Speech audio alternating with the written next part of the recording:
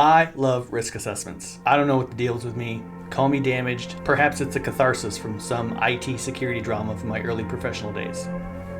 I don't know. But I mean, I really do enjoy doing them. And I also enjoy sharing my insight with others. So what is an information security risk assessment and why should you care about it? It's really just a great tool to help you understand where you might have risk and to securitize your priority. Am I saying that right? So you can prioritize your security efforts and allocate your resources effectively. Okay, so how do I do one? What is it all about? The good news is they're not overly complex. Not to say that they're easy, the methodology is relatively simple. But first and foremost, and I think oftentimes people forget about this, is an inventory. You have to have an inventory. Servers, data set, backup data, removable storage, filing cabinets with paper files in them. People probably still have those, and it's information. It needs to be protected. But once you have a good inventory, then you can start to assess your risk, which is really just identifying threats and vulnerabilities. And those could be in the form of cyber threats or insider threats. And that could be either malicious or just good old plain fashioned negligence. I mean, people do some dumb shit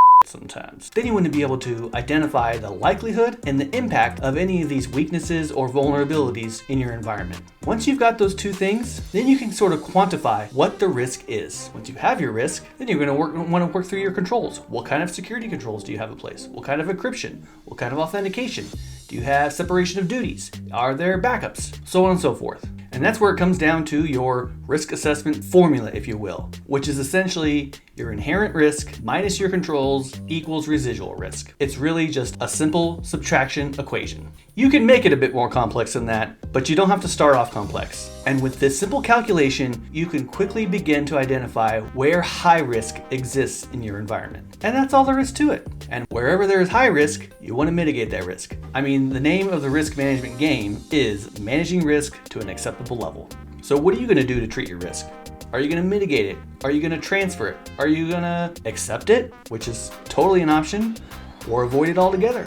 That's what risk management's all about. But don't forget, this is not a one and done activity. You may have established a good process, and that's great. It'll be that much easier next time you do a risk assessment. But threats change, threats evolve, technology continues to evolve and change. You're gonna have to continue to update your risk assessment to stay relevant. And you can use other standards and frameworks to remain relevant. Frameworks like NIST, CIS, ISO 27001.